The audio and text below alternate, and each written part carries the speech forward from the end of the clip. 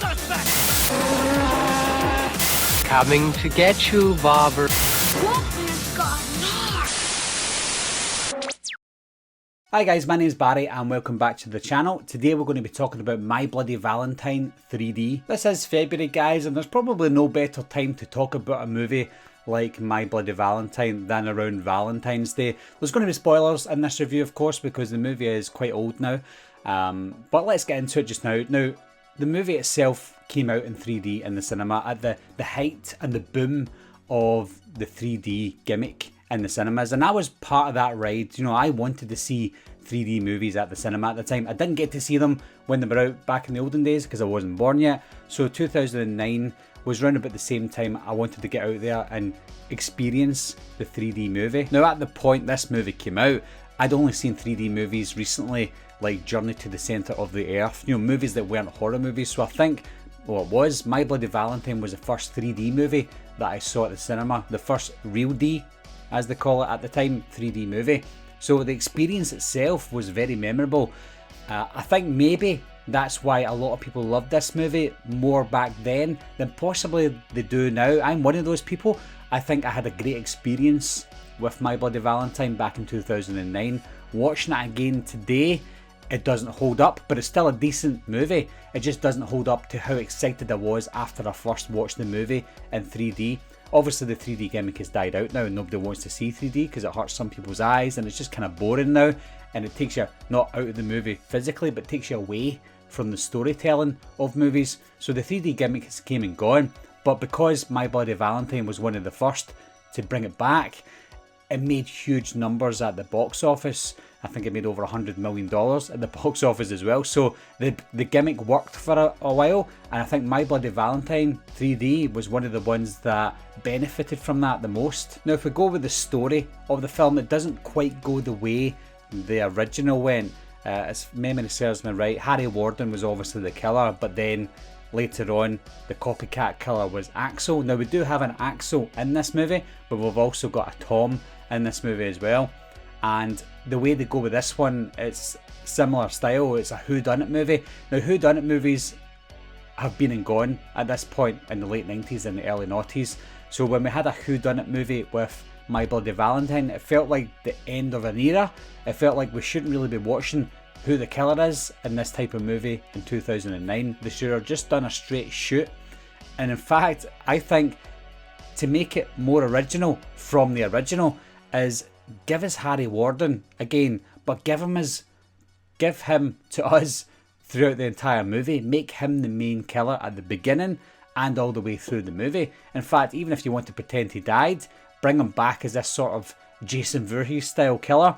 That would have been a good twist. That would have been more original, and it would have separated it from the original, probably making it good. Because if you remember, and if you liked the 2009 movie, the scenes with Harry Warden were probably the best in the entire film. So why not just give us Harry Warden all the way through it?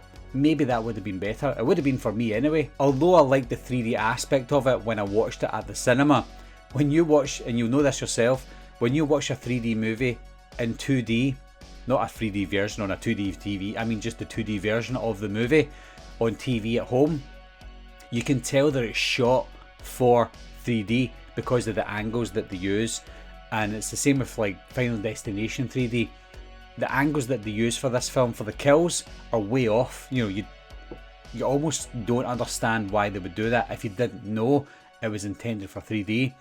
But the kills in this film and the way the angles were, they just didn't look right at all in a 2D movie. I think the kills were good and inventive, but if it weren't for the angles of them, I think it would have been a lot better to see on a 2D TV. There's some big actors in this movie as well. You've got Jensen Ackles, Jamie King, Keir Smith from Final Destination. You've also got the legend Tom Adkins. So I had quite a big cast for 2009. Yes, most of these actors are either not acting anymore or just doing bit parts in Z movies. But at the time, it was a big cast. And you can't knock Tom Adkins, of course. I'm glad to see Tom Adkins in the film.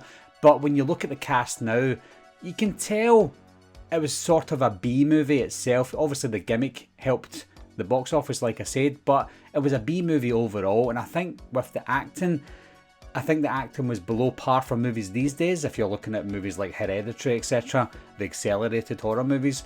But for its time, the cheesiness was fun.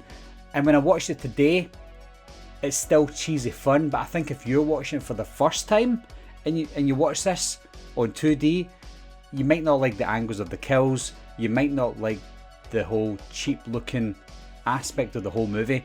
And also I think you'll look at the acting and go, oh, that's not good. Whereas me, living through it at the cinema and living through that era of that, then I can understand it. Obviously most of my viewers and a lot of my viewers maybe my age or even older than me, so you'll understand what I mean. But I'm talking about the younger audiences that are maybe 16, 17 now. You would have only been a child at the time, so maybe, I don't know, maybe you watched it and you love it, I don't know. Something I was really disappointed by was it set itself up for a sequel, and I wanted to see a sequel with Tom coming back and being the My Bloody Valentine killer. He could have cemented himself as a better killer than Harry Warden if he got that second movie, and I'm sure Patrick Lussier, who directed the movie, wanted to do a sequel, and I think they had an idea ready, but it got scrapped and it never came, which means the ending, as much as the ending was pretty decent, it came to nothing, so it didn't make sense. Even though this movie has its flaws, guys, I still enjoyed it. Not as much as the first time I watched it, but I still enjoyed it anyway.